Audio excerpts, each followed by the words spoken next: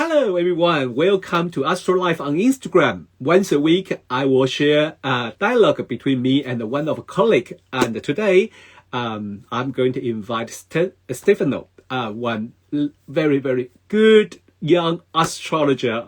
I met maybe like 2 years ago in a conference, and then he was also studying in the faculty, and then I think we know each other, and then we just learned that we both enjoy the mundane astrology and a lot of things, and really enjoy it. So today I'm going to invite him to talk some serious about recent market performing. So let me invite Stefano.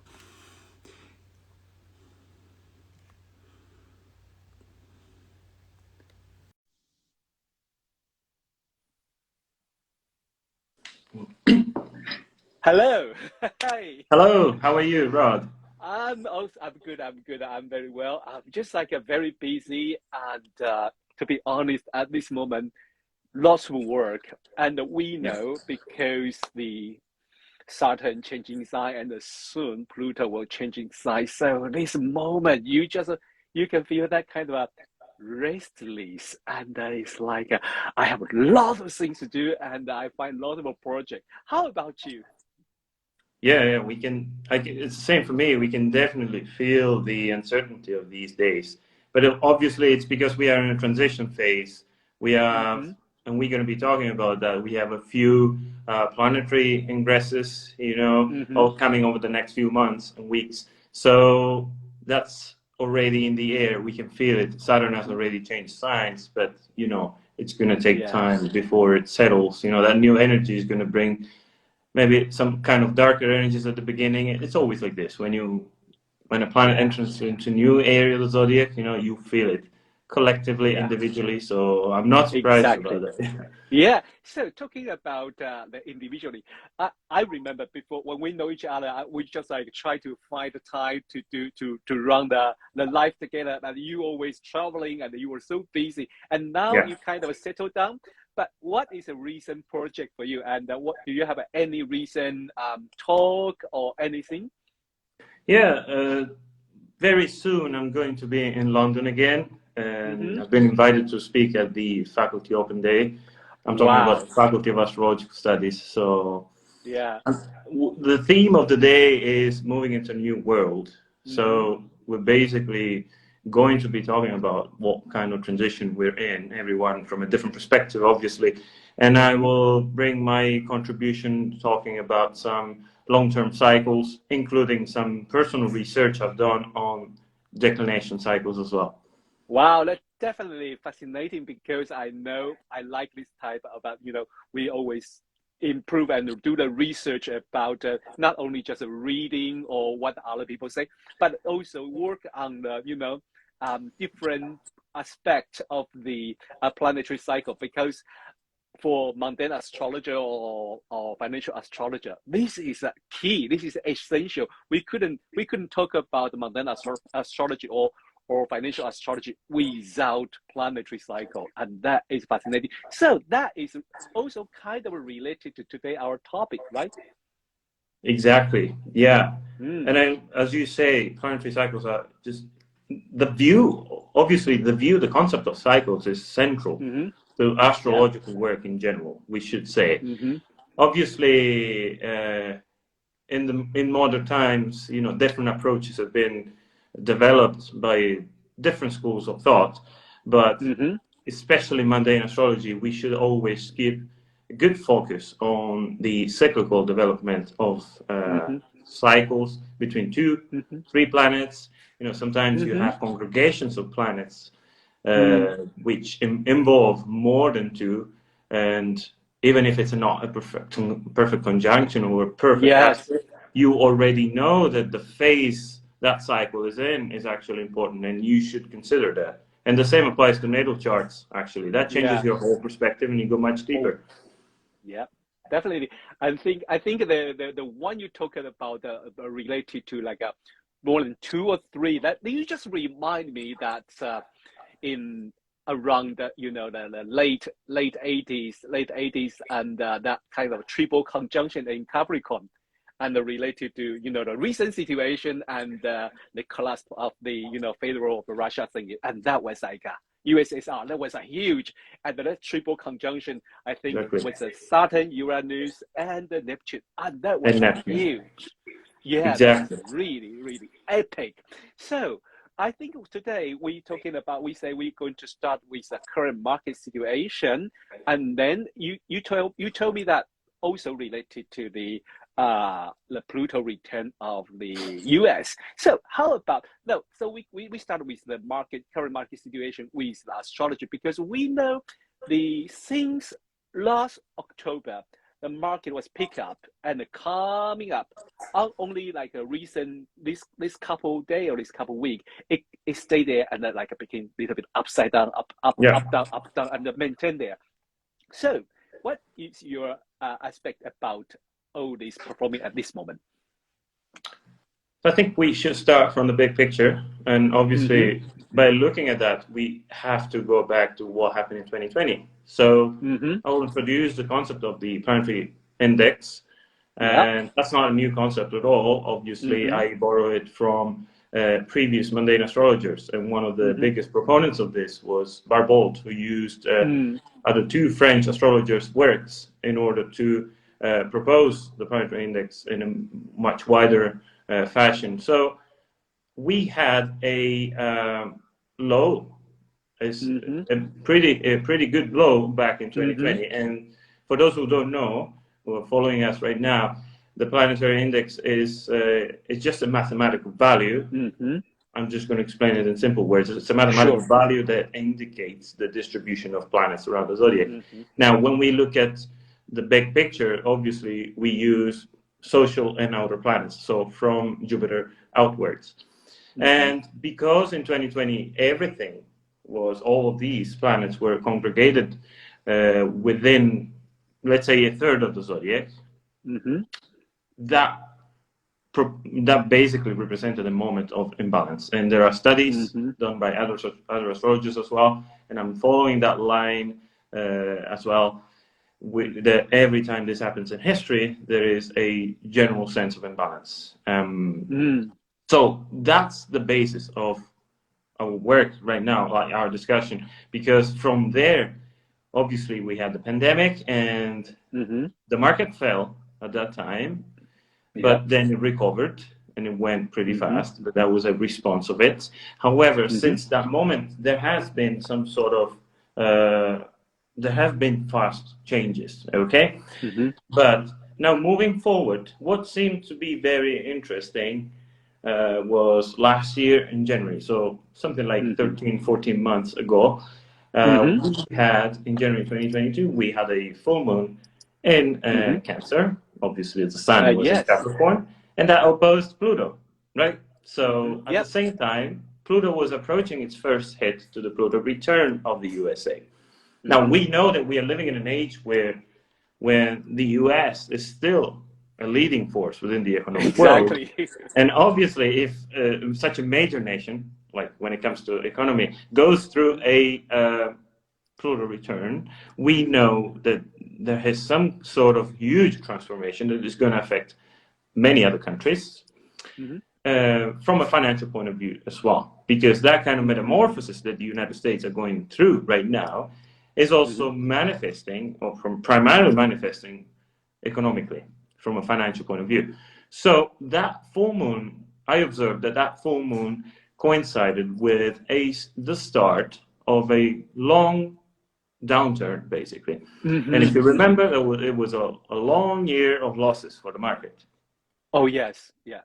And I was waiting for the full moon, which would happen 12 months after. And we know how these cycles work. Generally after 6 and 12 months, you have some kind of a reversal.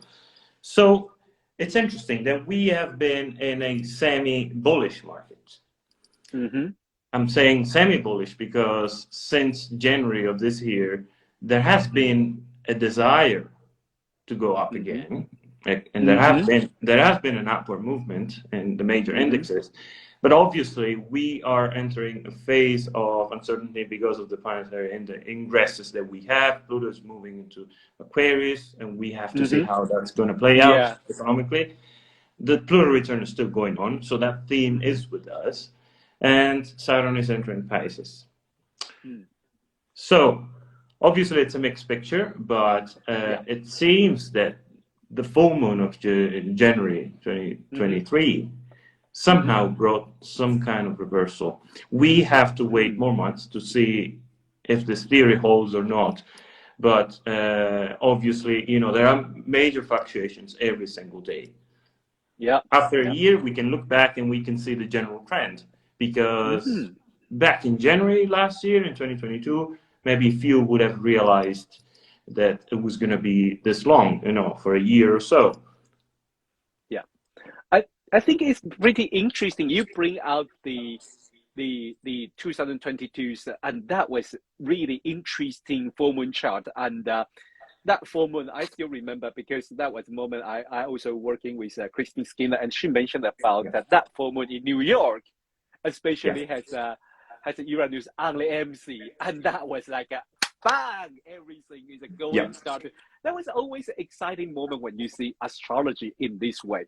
But also, you're 100% right. We could not forecast the market without understanding the current world situation and the geopolitical situation. Especially, we cannot ignore the U.S. still have a powerful influence, and even though most people don't want to believe that they are as strong as before, but now still their market influence still coming through. You know, if the U.S. market coming down, then all the next day, all the Asia and Europe will boom, just like landslides will come. And so with this, and another thing I really agree with you is also we can expect something is about to pick up, because from the October it's kind of happening. But when you really have that kind of a hesitation when you see the at least two major outer planet is going to change inside this month. It's a heading there say, you know, and that is kind of I think you just mentioned that is a hesitation there, and that is like we don't know what's going to happen. That hesitation, Rod, let's tell our audience that that hesitation comes from the fact that when a planet changes signs, it has to somehow, the energy somehow has to settle into a new balance. And then the beginning, it's interesting how at the beginning we tend to see in the collective somehow the darker side of things coming up. Yes. And this is why many astrologers are kind of, you know, worried about Pluto entering Aquarius. Yeah. Perhaps worried is not a good term, but it is true that there is some sort of apprehension regarding it because of all the AI development that is going on, the technological news that we are witnessing, we read on a daily basis. So obviously, when a planet enters a new sign, somehow it stirs up things and it brings up new dynamics. And those new dynamics at the beginning are kind of unpolished, especially in the collective. Because in the collective, and this is what mundane astrology deals with, this is why sometimes mundane astrology tends to be more fatalistic or more concerned about forecasting, because on a collective level, you tend to see more of a direct manifestation of each archetype, both in a positive and a negative way. So when Pluto enters Aquarius, for instance, we can expect to see the more unpolished side of Aquarius at the beginning, you know, in relation to Pluto's transits. And because Pluto is about purging, and Pluto is about bringing up some kind of darkness and bringing it to consciousness. And throughout the years, you know, it's going to be there for a few decades, then we're going to be working on those dynamics. So at the beginning, it might be a bit of a shock.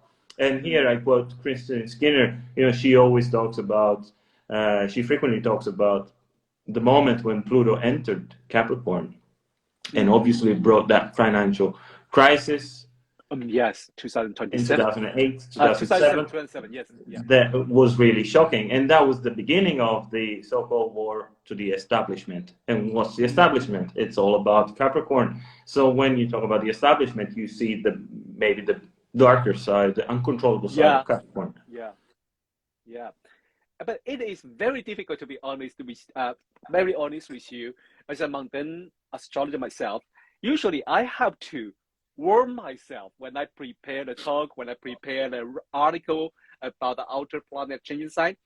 Somehow I have to prepare myself, say, yes, don't really go to like a dark and doom mode. And it's a bit difficult because we are very easy to notice. And those news and those events are much easier to be aware rather than those development or what really going on in the society and what's the result it bring out, the positive result. Usually the negative news are so easy to read. So I was like, have to remind myself, like you say, I have to, that's just like very easy. But especially I think you mentioned about Pluto changing sign, but with Saturn in Pisces is the same. I think that is you are much easier to aware about their shaking the things, shaking the system or what they're going to change. And most people, if they enjoy the stable life or stable society, and that is kind of a negative view from that view. But to be honest, if a system cause some injustice or something bad happen because of the system, then you probably have to shaking up the system to bring out something. But so if we talk about Pluto and the Saturn, we usually go to a little bit darker. But how about Jupiter? Because it's going to change sign too, right, this year. And that's going to be directly related to the financial developments that we are witnessing in these years. So let's start from the fact that Jupiter is basically changing signs in May this year. And once it does, it'll be in the same sign as Uranus. So that means that the Jupiter-Uranus cycle, the current one, is actually closing. Okay, it's ending. So we should start from the fact that Jupiter and Uranus have kind of an explosive interaction. We have seen that around 13 years ago in 2010, 2011, if you remember, that brought the Arab Spring and it brought a lot of changes. Okay, so there is also a popular component to that in terms of popular movement and ideologies that rise. However, that conjunction was in Pisces, and we shouldn't forget that Pisces is also related to, or let's say the Neptunian archetype is also related to some kind of uprisings. However, they're different from the Uranian qualities of Aquarius because over there in Aquarius you have more of an ideological signature, whereas in Pisces it's more about people rising together out of desperation. Okay, so that cycle is closing. So there's going to be another conjunction, and that's going to be in 2024. Now, this is a different chapter, obviously. That conjunction, that new cycle is going to start in Taurus. Taurus is a financial sign, amongst other things, but it does relate to finance because it's all about resources. And we have seen that since Uranus entered Taurus, cryptos became so popular. They had existed already, some of them, but they have become so popular. So that was 2018, and since that moment, Uranus has been doing some kind of has done some action on bringing more awareness on this sort of different alternative view of finance. Obviously, typical Uranus in Taurus, and now that Jupiter joins in, we may wonder what kind of relaunch, what kind of developments are going to affect cryptocurrencies, and how is that going to be reflected in traditional finance as we know it. I think the current, like, I think was news for last couple of days when the US signed the new regulation about the crypto, and Yeah, that really hit the crypto market so hard. And I also read in Christine Skinner's formal report. It's very interesting because she said, yes, we can see that coming, and of course, I think it's a new age things, and as Pluto move into Aquarius, we can also foresee at least some regulation, and the control or manipulation, or at least elimination Pluto definitely. into the crypto market. Because I mean, yes, there is a whole lot, maybe hundreds or thousands crypto, and those you know the name, and those you don't know the name, and there is a lot of fraud Yeah, there, and that's so interesting. I think the day the couple of days ago when it signed into the law, it gives us idea. Yeah, in the beginning of regulation, and I think when you're talking about Jupiter moving into Taurus, going conjunct Uranus, you just give me an idea. Would it to be another boost during yeah. that time?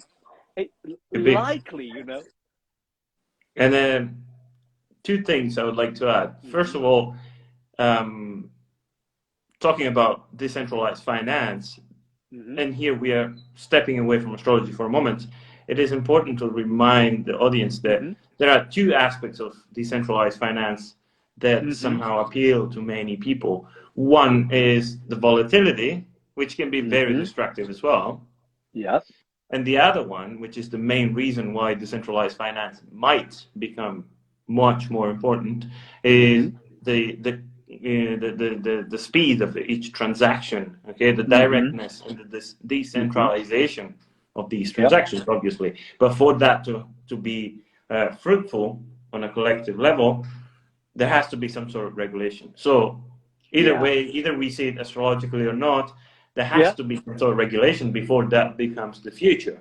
And, it's always like this. And in astrological terms, we can say then when Saturn gives its judgment, always brings some kind of rules that allow us to, benefit from something in the long term. Yeah. And the other thing I'd like to mention, and I'm going to be talking about this at the Faculty Open Day. It's something that comes from my research, and I've noticed that when we are in a low planetary index phase, such as now we are in a relatively low index phase, because you see that all the planets, I'm talking about social and other planets, are gathered within a portion of the zodiac, which is bound by Pluto in like Capricorn, early Aquarius soon, and Uranus in Taurus. So whenever they are within the area, the faster ones, basically we feel this kind of contraction. Okay, such as in this season, you have also the faster planets, you have the sun in there, until then springtime when everything goes to the other side. But I'd like to mention the transit of Jupiter in relation to that, because if we look back at 1945, there was a similar disposition of planets. The planetary index was not as low because each single binary cycle, so that involves two planets, was not as primitive or as late, because we're talking about the closeness to its conjunction. So it could be the balsamic phase, it could be the waxing crescent phase. So it was not as critical, but it was critical somehow, because all the planets, if you go look at the chart, they were gathered within a specific portion of it. And when Jupiter crossed into Libra, entered Libra, and then met Neptune and Chiron in this wonderful triple conjunction in Libra, which was somehow a balancing influence, it seems to have been like that. That happened in September 1945, and we know that was just weeks after the bombings of Japan. So if we relate this to what's going to be happening in 2024, and we take the concept of social rebirth that came in late 1945, obviously, most of the world was destroyed. Most countries that were involved, all the countries that were involved in the war, were utterly destroyed economically, socially, ideologically. And obviously, that was a moment of restart, a new beginning. Reset, we may wonder, obviously, it's a very different situation, but the 2020 crisis was really, really hard. And No, to a certain yeah, extent, it was a global event that really yeah, put all of us one against each other, both interpersonally, interregionally, internationally. So there were boundaries everywhere, between people, between regions, between cities. So now we are still recovering from it. Obviously, we got used to the new way of living, and all that doesn't just relate to the COVID restrictions, but we are in an ascending phase. And as Jupiter meets up with Uranus, because Jupiter, this is the quality of Jupiter. It's yeah, faster than the other ones that we are considering this planetary index. So its cycle is 12 years long. So once it goes beyond the point where Uranus is standing right now, then that umbrella that we are considering when we look at yeah. the area between Uranus and Pluto is going to start enlarging because Jupiter has escaped that low index zone. So considering Jupiter as well, then everything will be more spread out. And obviously we will be heading towards the oppositions of Jupiter. You know, first of all, we are going to have the Jupiter-Pluto opposition, and we're going to see how that's going to play out with legislation Yep. and finance as well, because that's going to be interesting as well, etc., etc. So we are moving towards the maximum of 2026 and 2027, which comes with a minor grand trine of the involving the slow planets. That's going to be interesting as well. Wow, it sounds really fascinating. And you're going to talk about this concept about the index, planetary index in the Faculty Open Day. And I think that will be Saturday, 25th, right? 25th Saturday, March. And then that will be in London. So if you guys are interested about the Stephanos research, please join him on the Faculty Open Day. I really can't wait. I really want to do it, but I think that day I will be on an airplane to to somewhere to Portugal conference. But I hope that I will see you there too, because I think you're planning to go maybe. And so talking about let me add that if you are interested in this Faculty Open Day, please go to visit faculty's website. Their website is the astrology.org.uk. So go there and you can choose the event and you can find the Faculty Open Day and you can enroll for that. And must be, amazing if you were there and talking about the planetary index. We cannot talk about the current situation without mentioning the war, should we? Oh yeah. Because I think these kind of all the things like from the energy crisis, from the market performing, and from does UK really lack of a tomato or not? There's all related to that, the war in the east side of Europe. So from the planetary cycle of view, I think the first things I would notice, and I keep mentioning it, the simple one is that the war was kind of beginning with that triple conjunction of Venus, Mars, and Pluto. Yeah. And then I think I remember you mentioned about something with Mars Pluto things. Yes, during our last live on Instagram, we spoke about this. So obviously, we need to start from the concept that if a major event, which is prolonged in time, begins with a very important conjunction, then that's a seed moment. Yeah. If that doesn't necessarily mean that the war lasts as long as the cycle is going. It might last beyond the cycle is done. It may end before.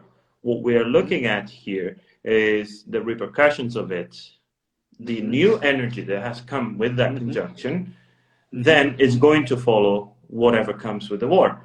So obviously Mars and Pluto have a very specific signature. So before that conjunction and before the war even started, which kind of surprised all of us, I was talking about the Mars-Pluto cycle in relation to the previous conjunction. The conjunction happened in March 2020. And that was the trigger for the wave of lockdowns. Okay? Because, yes, everything with COVID was starting in January. And then when we got to March, when Mars triggered the Capricornian cluster, then that's when things started really getting crazy. And it seemed to me natural, it seemed natural to me that wave of lockdowns and uncertainty would somehow have to shift. That energy would have to shift with the new conjunction, Mars-Pluto conjunction. And it did. If we actually look at the big picture, obviously this is a bit of a generalized comment, but if we look at the big picture, it does make sense, because when the war started, we all realized, all of a sudden, we realized that there was a much bigger enemy out there, and that was the war, much worse than the virus. Because the risk was really high, if you remember, you know, Rod, we all know, in February, March last year, we were like, yeah, this is crazy, you know, just looking at the news. Yes. But now we are still in the waxing phase, because the opposition, the Mars-Pluto opposition, hasn't come yet. No, and this is because, because Mars has been retrograde, so we were stuck in this waxing quincunx, the inconjunction.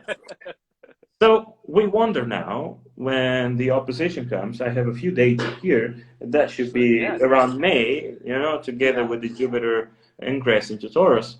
We wonder what kind of culmination comes with it. However, let me add, Rod, this is very important, because oppositions and so culminations of cycles obviously have the quality of a full moon. So they're less obvious, like the shift is less obvious sometimes, even though there is consciousness at the opposition. So I'm talking in symbolic terms now. There is consciousness of the opposition. So you already know what's going on. You already know that something has been going on for a while, and that's basically half of the cycle prior to that moment.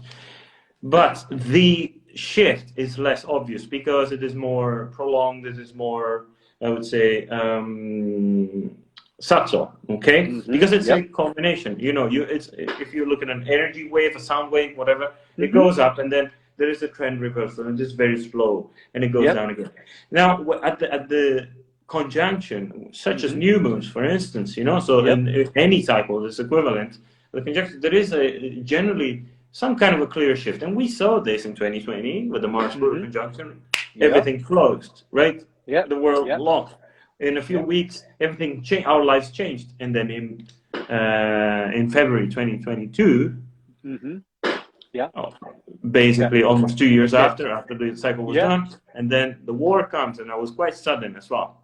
The next conjunction now, so we can start looking at the next conjunction already, which is going to be in February 2024. That's a 2-year cycle. Okay, and that's going to happen at 0 Aquarius, which is a very significant, influential degree for the Eastern European world, because all those satellite countries that were somehow reshaped after the fall of the USSR have Saturn in early Aquarius, because that's where it was in the early 1990s, and Pluto is also joining. So we wonder how all those countries are going to shift their own modern structures with Pluto conjoining their own Saturns. So this is a collective thing. Obviously, we're not just looking at the chart of a nation. We're going more dynamically here. We're looking at a historic phase. And now that energy is going to be called to action again, because Pluto goes through the early degrees of Aquarius, and that's very significant. I think this is also called, I don't want to say it's coincident, but it's also coexist with that when you mentioned about 0 degree of Aquarius, and we will never forget that is the Jupiter-Saturn conjunction degree, and that could be the major theme. That's really a major theme. You know, when you say the next conjunction of Mars-Pluto in that degree, that would be another epic moment about what we can expect for these 20 years of Saturn-Jupiter cycle. You know, exactly. That would be a kickoff. That would be something we have to keep an eye on it. Yeah. Well, that is chat with you. You know, Rod. And if we really want to go deeper, it's interesting to think about the fact that Jupiter and Saturn, when they're going to be opposing each other, so that's halfway through this 20-year cycle that you're talking about, which is very important. Thank you for mentioning that. We are going to have a Saturn-Uranus conjunction. So that's basically halfway through the cycle. That's 2030s. The early 2030s are going to bring quite a few interesting alignments as well. Wow. We can foresee that. That would be kind of a big shift. I mean, always the halfway of Saturn, Jupiter-Saturn cycle is always an epic moment. But with this Uranus Saturn things, Yeah. that would be even much bigger than we can imagine that. I mean, well, I always enjoy discuss mountain astrology with Lian, with you, especially with you. Wow, that is like a huge picture, and your pace is very fast. I have to like very concentrate to catch to follow your lead, and I really enjoyed it. You're fascinating. I'm really glad to work with you all the time, every time. And, Thank you. You know, with your research and with your passion about astrology, mountain astrology, and the financial astrology. That is so interesting, and I hope our audience also enjoy. Once a week, we bring the different astrology and we examine the astrology current situation with different views. Some astrology will talk about mountain astrology. Some astrology will talk about more soft side of like our nature or personal things. But I really enjoy the talk with you, and it's a new voice, I have to say, and I'm so glad and so proud to have this chance to work with you. And I really hope I can see you more in here or in the conference all around the world. And I have to say, if my friend who is or who are the organizer of the conference, remember this guy. This guy, he is amazing. Thank you. A new star. Sorry, he's a new star, and I really enjoy working with him. So thank you, Stefano, and I wish we can have another chat on Instagram very soon, and let's bring some interesting topic. Okay. So Anytime. Thank you very much, and wish you good luck. Wish you good luck on the 25th March on the Faculty Open Day, and that would be really great experience. I remember. I don't want to show it off, but back to 2009, that was my debut. That was my first kind of a big event. I don't know what I was talking about.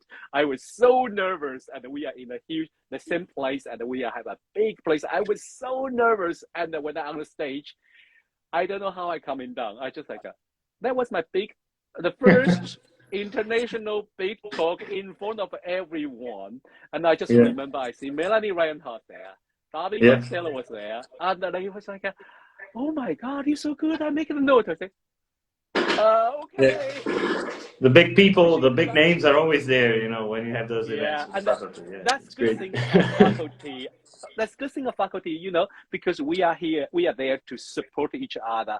Doesn't matter you are the beginner or not, but they are so lovely. Melanie and Darby, they are there to support you. So I mean, that would be.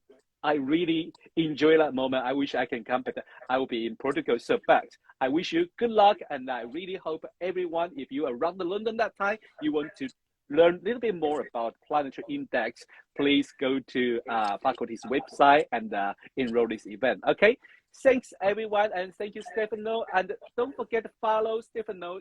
Your Instagram is. My Instagram is Global Evolution Astrology. Global Evolution Astrology. Okay, please follow him, and you will have a lot of important information about the market and mountain astrology and some of his new research. Okay, thanks everyone, and see you on next week. I think next week, if I remember, yes, I think so, is Isabella will coming back. Isabella from Poland, and so we will talk about the transit during that time. So, well, see you then. Bye. Bye-bye. Thank you, Rod. Bye. Thank you.